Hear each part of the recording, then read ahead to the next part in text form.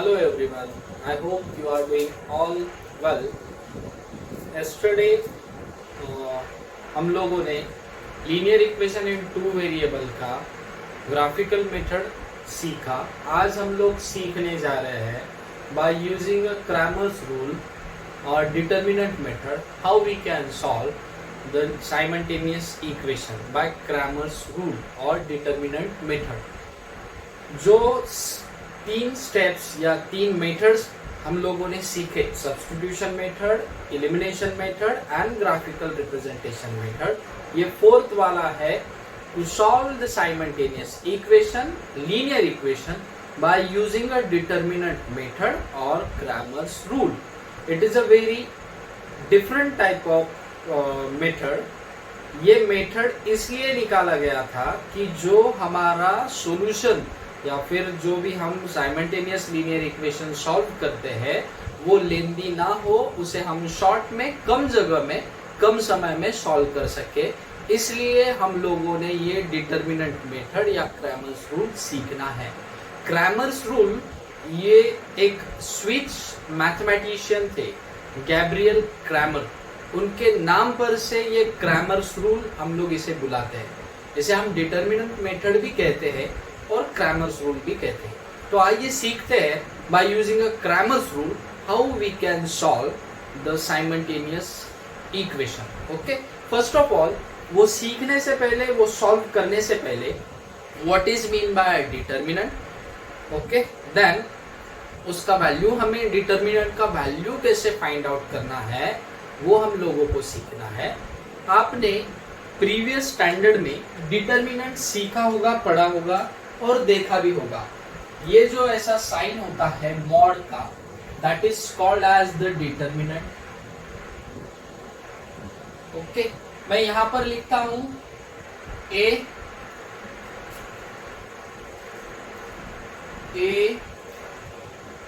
B C D, A B C D. Okay, A and B, A or B and C and D. A and B, this is the first row, okay, and this is the second row, and this is the second row. ये आपका पहला रो हो गया, ये आपका second row हो गया. इसमें A and C, this is the first column, okay, and this is the second column. B and D, this is the second column. तो ये डिटर्मिनेंट होता है. हम इसे रिप्रेजेंट करते समय we have to use a capital letter. हम यहाँ पे इसे ऐसे लिख सकते हैं, determinant A is equals to A B C D. Okay, इसका एक ऑर्डर होता है A B C D, first, second, third, fourth. Okay, ये ऑर्डर आपको याद रखना है. 1 2 3 4. ओके, आपको अगर ऐसा डिटर्मिनेंट दिया हुआ है और उसका आपको वैल्यू फाइंड आउट करना है. अभी यहाँ पे आप सोचेंगे कि सर हमारे साइमल्टेनियस इक्वेशन का और ये डिटर्मिनेंट का रिलेशन क्या है. तो आइए हम सीखते हैं कि यहाँ पे हमें A B C and D दिया हुआ है, तो ये क्या होता है. ओके, सो हम लोग यहाँ पे सीखेंगे ये सारी चीजें. वो सीखने से पहले कुछ चीजें मैं आपको बता देना चाहता हूँ कि यहाँ पे अगर आपको ये ऐसा डिटर्मिनेंट दिया हुआ है, if we have to find out the value of this determinant, so the value of determinant that is equals to A is equals to A into D, A into D in bracket minus B into C. Okay, अगर आपको ये ए का determinant का value find out करना है, determinant represent the value. ये जो determinant होता है ये एक वैल्यू को रिप्रेजेंट करता है, और वो हम लोग कैसा फाइंड आउट करते हैं, a multiplied by D minus B multiplied by C. इस प्रकार से हम वो डिटर्मिनेंट का वैल्यू फाइंड आउट कर सकते हैं. एक एग्जाम्पल के तौर पे हम लोग यहाँ पे देखते हैं. Suppose this is the determinant B. मैं यहाँ पे लेता हूँ 4 5 2 3. Okay, so here if we have to find out the value of this one, so therefore b is equals to a b c d. So here we have to write down 4 into 3 in bracket minus 5 into 2 in bracket. Next one, b is equals to 4 3s are 12 minus 5 2s are 10. So what is the value? 12 minus 10, answer is 2. So the value of this determinant is equals to 2. इस प्रकार से हम ये determinant का value find out करते हैं. अब ये वाला मेथड, डिटर्मिनेंट का मेथड या क्रैमर्स रूल, हम लोग linear equation in two variable और साइमल्टेनियस इक्वेशन सॉल्व करने के लिए यूज कर सकते हैं. इसीलिए इस चीज के लिए आपको जो भी लीनियर इक्वेशन दिए हुए है वो स्टैंडर्ड फॉर्म में होना जरूरी है. जैसे कि आपका स्टैंडर्ड फॉर्म ये रहेगा, ax plus by is equals to c. Here a, b and c, these are the real numbers. और जो आपका कांस्टेंट नंबर है c, which is always in a right hand side of a equals to, ये आपका ऐसा होना चाहिए. अगर हम यहाँ पे दो लीनियर इक्वेशन की बात करें तो आपको यहाँ पे उसको ऐसा लिखना होगा, a1x plus b1y is equals to c1 and another will be a2x, numbering देना है आपको उसे, plus b2y is equals to c2. Okay, are you getting this? a1 b1 c1 a2 b2 c2. तो अभी यहाँ पे ये a b and c, these are the real numbers, ये हमारे रियल नंबर्स होते हैं. और यहाँ पे जो आपका a1 b1 है और a2 b2 है, suppose a1 into b1 minus a2 into b2 अगर किया, that should not be equals to 0. वो 0 नहीं आना चाहिए. मतलब कि आपका a b और a2 b2 का वैल्यू इक्वल नहीं होना चाहिए, तब जाके हम ये क्रैमर्स रूल यूज कर सकते हैं. अभी आइए हम देखते हैं कि क्रैमर्स रूल यूज करते समय डिटर्मिनेंट्स हम लोग यूज कर रहे हैं यहाँ पर, तो उस समय हमारा कैलकुलेशन कैसे इजी हो सकता है और हम लोग कैसे उसे सॉल्व कर सकते हैं. ठीक है, तो आइए हम लोग देखते हैं कि हम इसे कैसे सॉल्व कर सकते हैं. अभी सपोज यहाँ पे मैं d लिख रहा हूँ, d is equals to, d stands for determinant. Okay, this is the d. तो आपको ये d में वैल्यूज लेने हैं, a1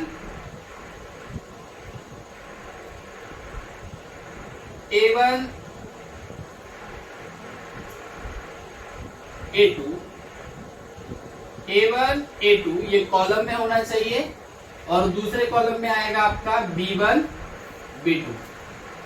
कॉलम आपको याद रखना है, a1 a2 b1 b2. Okay, तो हम इसे कैसे सॉल्व करेंगे? a1 multiplied by b2 minus b1 multiplied by a2. So we'll get the value of d. After that we have to find out the value of dx.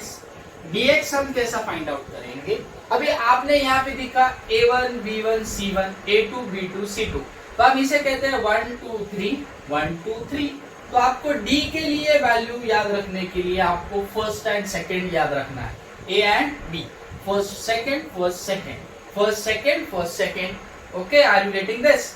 और जब आप dx का value find out करते हैं उस समय आपको third second, d के लिए हम फर्स्ट सेकंड और dx के लिए थर्ड सेकंड. आपका x एलिमिनेट हो जाएगा, समझ रहे ना? आपका x गायब हो जाएगा.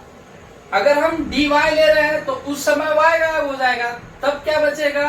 First third. ओके, ये आप प्रैक्टिस कीजिएगा, ध्यान से देखिएगा, आपको ये समझ में आ जाएगा. सो dx will be third second. तो यहाँ पे आएगा c1 c2 b1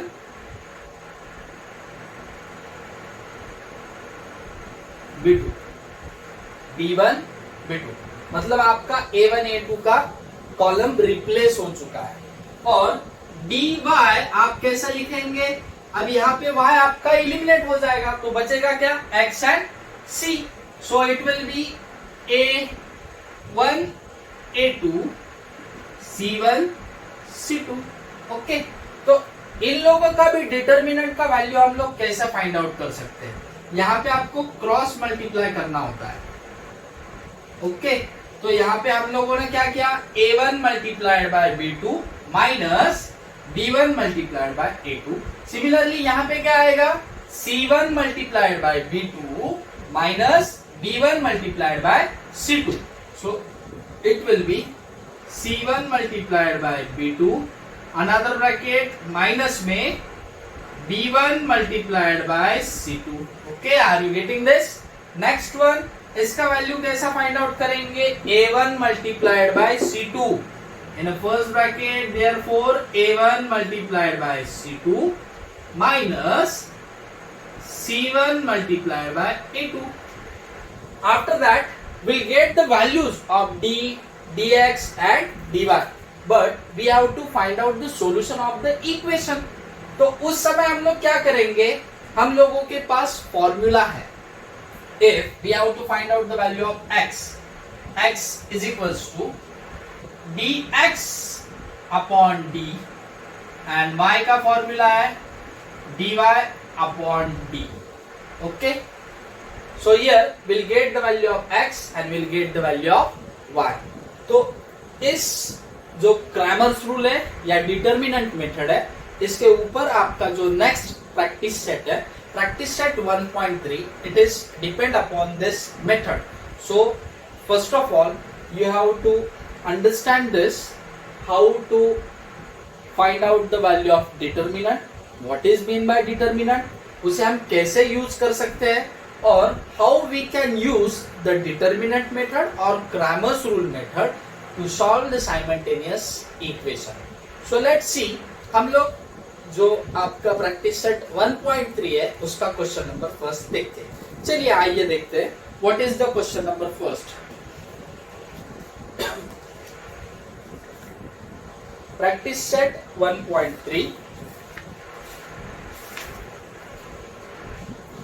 The question number first one is fill in the blanks with correct number. आपको फिर से क्वेश्चन दिया हुआ है, आधा तो वो ऑलरेडी सॉल्व किया हुआ है. Just we have to find out the value of determinant. Question को देखते हुए हम लोग कह सकते हैं just we have to find out the value of determinant. Question number first is filling the blanks with the correct number. तो आइए देखते हैं कि हम इसे कैसे सॉल्व कर सकते हैं.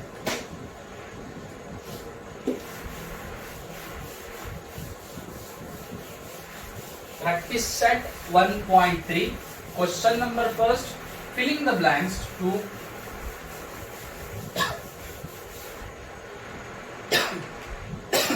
With correct answer. Question number ये रहा आपका first. What is the question number first? In a determinant we have given 3 in the first column 3, 4 and in the second column 2, 5. आप इसे a b c d या फिर a c b d इस तरह भी आप लोग इसे याद कर सकते हैं. तो आइए हम देखते हैं इसका सॉल्यूशन हम लोगों को निकालना है. या ऑलरेडी आपको सॉल्व करके दिया हुआ है. We have to just fill the places which are left blank. So here first of all equals to 3 दिया हुआ है, मल्टीप्लाइड बाय बॉक्स दिया हुआ है. हम लोग पहले क्वेश्चन लिख लेते हैं. Minus again box multiplied by 4 is equals to box minus 8 is equals to again box. Okay, so let's see, we have to solve this question. It is a very simple question. We have given a determinant, we can write give a name to the determinant, that is a determinant A. Here A, B, C, D. What we have learned? A into D minus B into C. यहाँ पे हम लोगों को cross multiplication करना है। First आपको left hand side से cross multiplication करना है। 3 into 5 minus 2 into 4, so it will become 3 into 5 minus 2 into 4।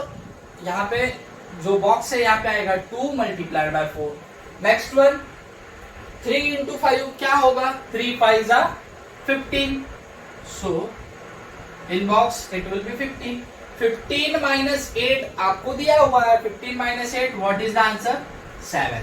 This is a very simple question of the practice set 1.3।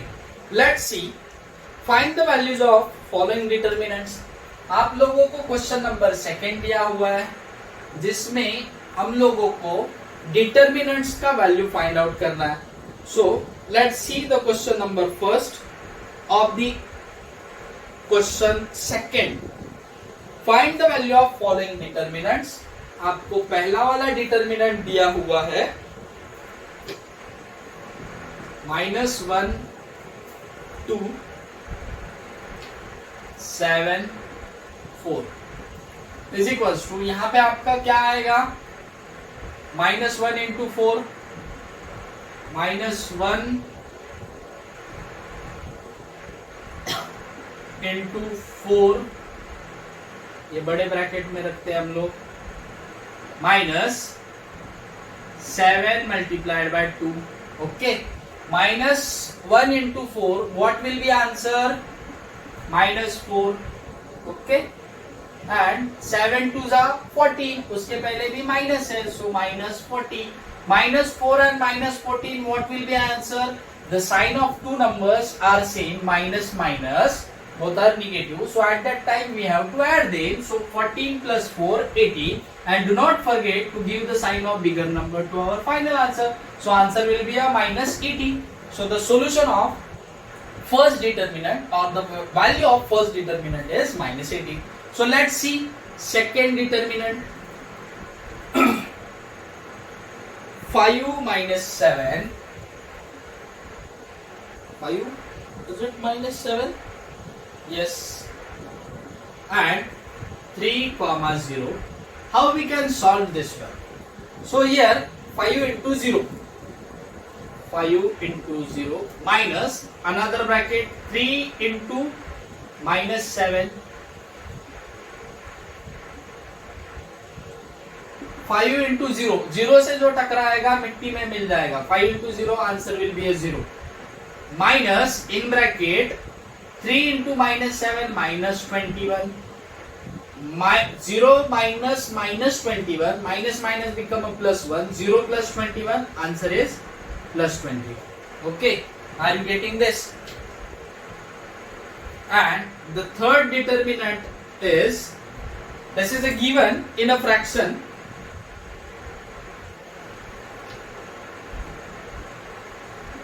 Don't worry about the fractions. 7 by 3, the value of C is 3 by 2. The value of B is 5 by 3 and value of D is 1 by 2. Okay, so how we can solve this one? Again here we have to use a cross multiplication method. 7 by 3 multiplied by 1 by 2. So in the first bracket it will be 7 by 3 multiplied by 1 by 2 bracket close minus 5 by 3 multiplied by 3 by 2. Okay, are you getting this? Now here we are solving the multiplication of fraction. So here when we multiply the two rational number, at that time numerator multiplied with numerator and denominator multiplied with denominator. 7 1s are 7, 3 2s are 6. So here we get the value 7 by 6 minus 5 3s are 15 upon 3 2s are 6. Here now here we get the two rational number. First one is 7 by 6 and the second one is 15 by 6. Again here we have to solve this one. while we are subtracting or adding two rational number, first of all their denominator should be equal or the same. यहाँ पे denominator already equal है तो हमें उसे equal करने की जरूरत नहीं है. At that time हम क्या करते हैं, न्यूमरेटर प्लस न्यूमरेटर, और अगर सब्सट्रैक्शन रहेगा तो न्यूमरेटर माइनस न्यूमरेटर, और होल डिवाइडेड बाय जो भी उनका कॉमन डिनोमिनेटर रहेगा उसे हम एक ही बार लिखते हैं. बाकी इसे हम 6 + 6 12 लिखते हैं या 6 × 6 36 नहीं लिखते हैं. तो यहाँ पे आपका आंसर आएगा 7 - 15 होल डिवाइडेड बाय 6. 7 - 15 क्या आएगा answer, -8. -8/6. We can simplify this one. 2 1s are 2, 2 3s are 6 and 2 4s are 8. Answer will be a -4/3. ये माइनस आप बीच में लिख दीजिए.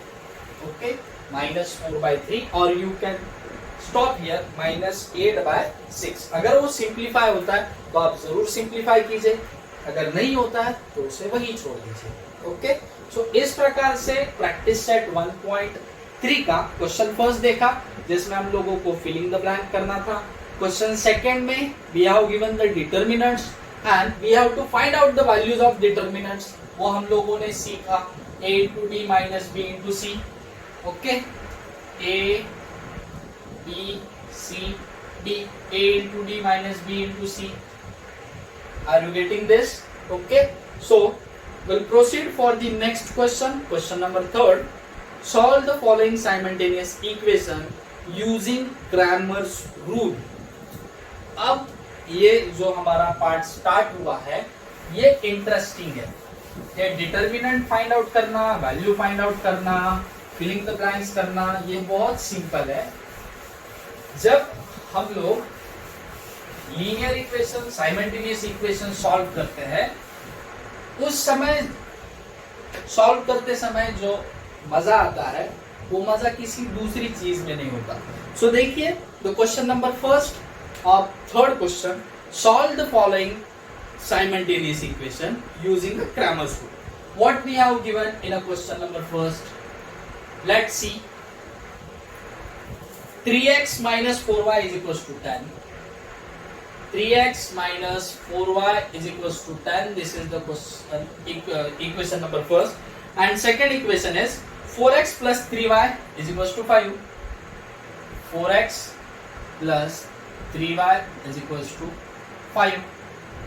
जब भी हम क्रैमर्स रूल से सॉल्व कर रहे हैं या डिटरमिनेंट मेथड से सॉल्व कर रहे हैं, first of all the given equation should be in a standard form. Standard form हम लोगों ने देखा था, क्या था, ax + by is equals to c. Okay, so यहाँ पर आपको जो दिया हुआ है दो equation, these are already in a standard form, तो आपको इसे चेंज करने की जरूरत नहीं है. आपको जस्ट इसे कंपेयर करके a1 b1 c1 a2 b2 c2 का वैल्यू फाइंड आउट करना है. Okay, so first of all in a solution we have to write the both equation and give the numbers to the equation. So this will be become 3x - 4y is equals to 10. This is the equation number first, and 4x plus 3y is equals to 5. This is the equation number second. So let's see here. Now we have to find out the value of a1, b1 and c1. So here a1 is equals to, what is the value of a1? That is a 3. b1 का value आपका +4 आएगा, -4 आएगा, +4 आएगा, -4 आएगा, -4. C1 का आपका value आएगा 10. Okay, are you getting this? C1 का वैल्यू आपका आएगा +10. A2 का आपका वैल्यू आएगा 4. B2 का आपका वैल्यू आएगा 3 + 3 एंड C2 का आपका वैल्यू है 5. So here we have to find out the solution by using a determinant method. अभी आप लोगों ने देखा कि सब्स्टिट्यूशन मेथड करते समय आपको ये पूरा जगह और एक इसका 1.5 जगह लगता था. अब आइए देखते हैं कि इसे कितना जगह लगता है. So here d is equals to, D के लिए आपको क्या याद रखना है, first second. So here in a first column a1 a2 b1 b2. So here आपको इसमें लिखना है, वैल्यूज पुट करना है, 3 4 -4 3. तो हम लोग यहाँ पे लिखेंगे in first column 3 4 and -4 3.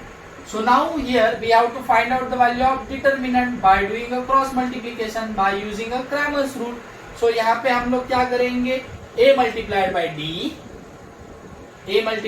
d minus b multiplied by c. So here this will become a 3 multiplied by 3 minus 4 multiplied by -4. So 3 3s are, it will become 9. 4 into -4 -16 bracket के बाहर भी माइनस है, so it will become a +16. So answer will be a +25. Okay, are you getting this? Next one. अभी हम लोगों को value find out करना है dx का. dx का वैल्यू जब हम फाइंड आउट करते हैं डिटर्मिनेंट, उस समय हम लोगों को क्या करना है, थर्ड सेकेंड. d में हम लोगों ने फर्स्ट सेकेंड लिया, अभी dx में हम लोगों को थर्ड सेकेंड लेना. That means c1 c2 b1 b2 आपका जैसे था वैसे ही रहेगा, लेकिन आपका जो फर्स्ट कॉलम है एक का, वो c के साथ में रिप्लेस हो गया. सो अब यहाँ पे हम लोग वैल्यू सब्स्टिट्यूट करते हैं. c1 c2 that is a 10 5 and b1 b2 value same रहेगा, -4 3. Now find out the values. Equals to 10 into 3 minus, again here -4 multiplied by 5. So here 10 into 3, what is the answer, 30.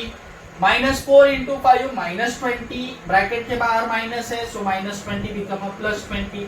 So answer will become a 50. Okay, तो आपका d का value आया 25, dx का value आया 50.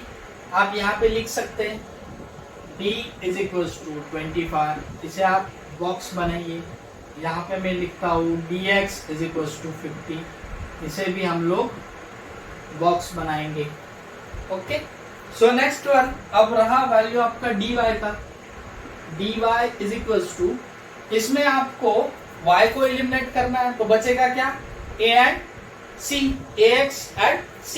सो here आपको first वाला column a1 a2 c1 c2. Now put the values. What are the values of a1 a2, 3 4 and c1 c2 का value क्या है आपका, 10 5.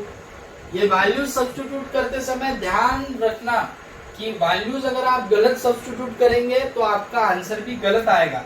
सो लेट्स सी हम लोग यहाँ पे कैसे सॉल्व करेंगे. By doing cross multiplication here in a first bracket 3 multiplied by 5 minus in another bracket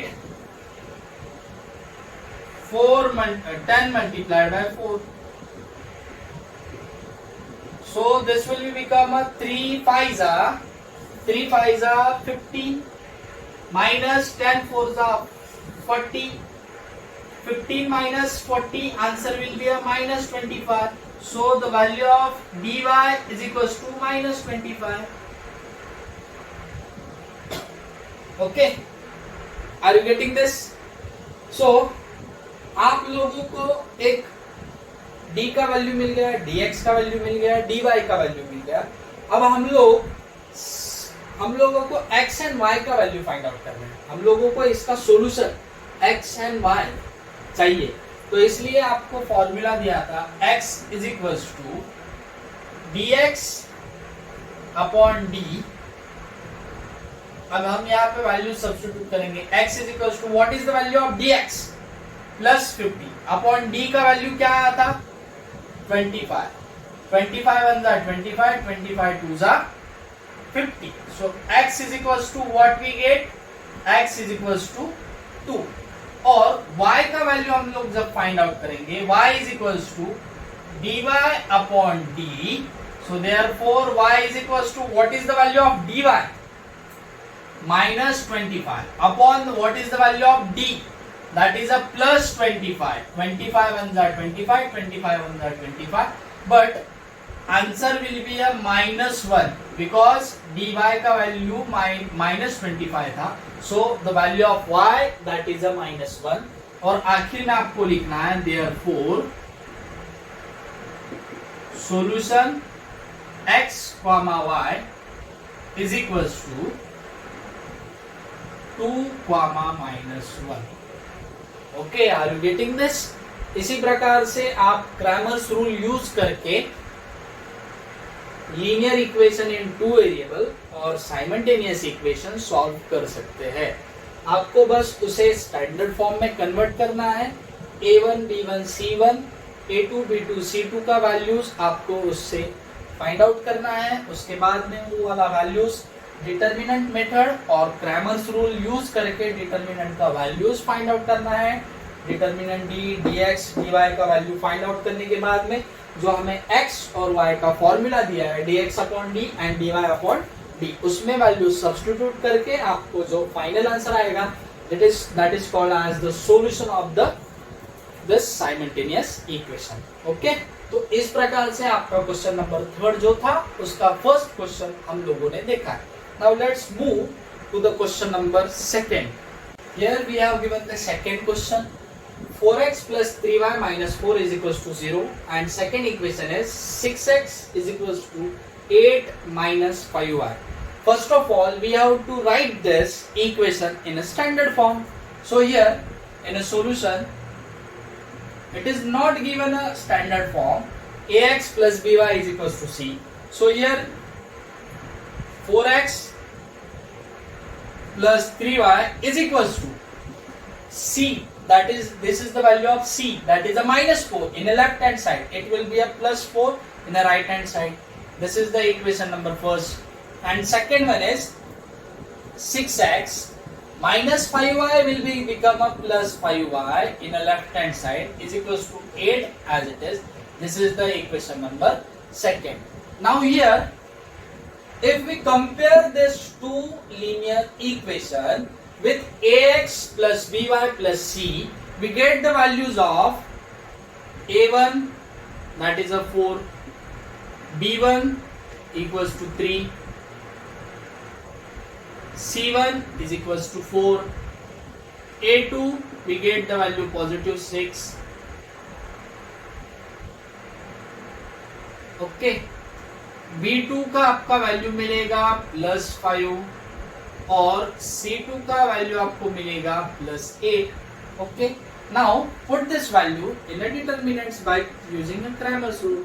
d का आपका डिटरमिनेंट कैसा आएगा? a1 a2 b1 b2. So here now put the values 4 6 4 6 3 5 3 5. So here it will be 4 into 5, 4 into 5 minus 3 into 6, 4 into 5 that is a 20, 4 5 are 20, 3 into 6 value आएगा आपका 3 6 are 18 minus 18. So the value of d is equals to 2. Okay, next one, find the value of dx.